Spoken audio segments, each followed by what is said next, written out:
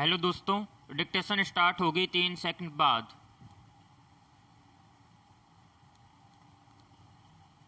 Start. समाज संवाद से जिंदा रहता है, लेकिन क्या अब इस समाज को संवाद की जरूरत महसूस हो पा रही है? उम्र के आखिरी दशक में मेरी दादी को दिखना बंद हो गया था। उन्हें इस बात का मलाल अंत तक रहा कि पता नहीं क्या क्या उनके देखे बगैर रह गया है, लेकिन अपने जीवट को उन्होंने उसी अनुपात में श्रवण पर केंद्रित कर लिया था। किसी से भी बतियाने की, कुछ पूछने की अजीब सी आकांक्षा उनमें आखिरी सांस तक रही। वे ढेर सारी बातें कर लेती थीं, किसी अजनबी से भी। वे किसी न किसी का मुंह खुलवाने में कामयाब हो जाती।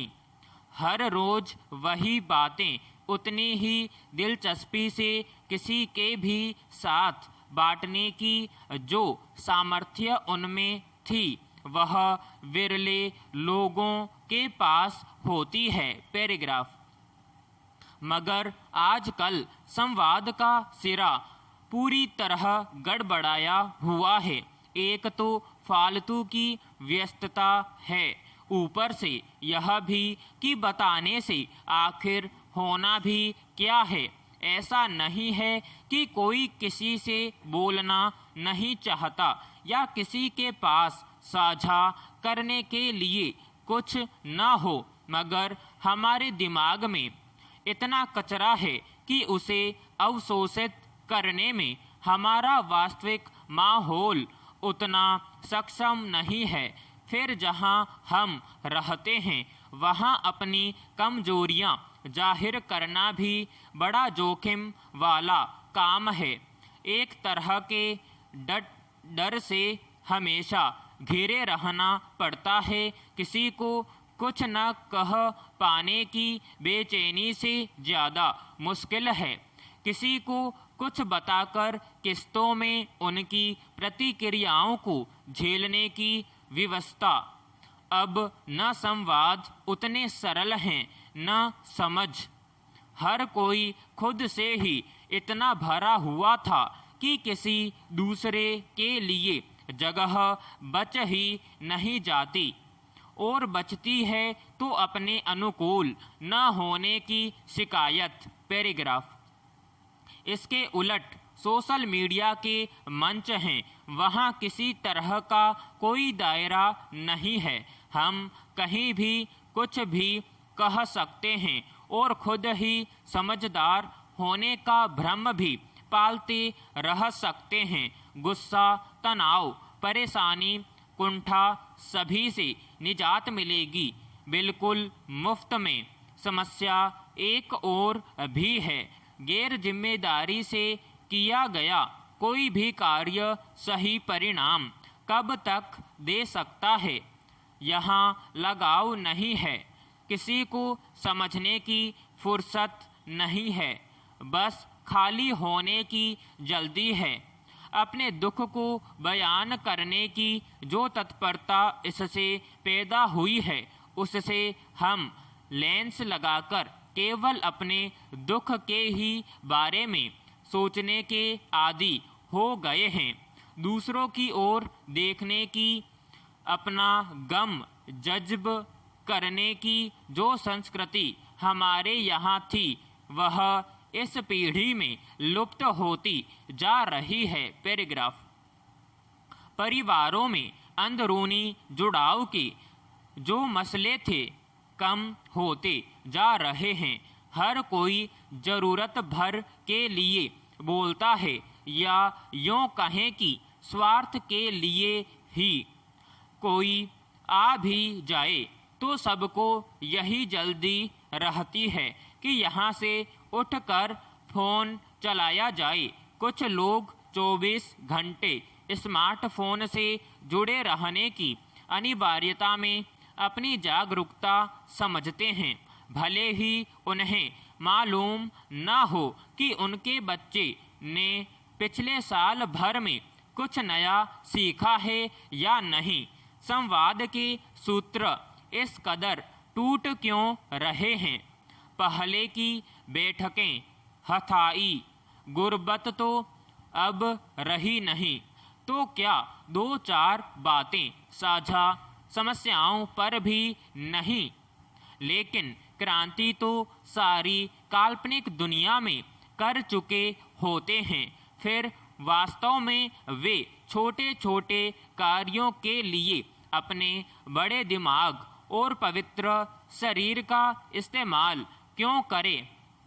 दो युवा व्यक्ति इकट्ठा होते ही वैश्विक नागरिक होने का दायित्व निभाते हुए देश दुनिया की राजनीतिक समस्याओं पर गंभीरता से विचार करते देखे जाते हैं, जबकि वे जिस जमीन पर खड़े होते हैं वहां फैले कीचड़ को उनकी साफ आंखें नहीं देख पाती। यह विरोधाभास है या अपनी समस्याओं से भागने की मजबूरी या कातर असहायता?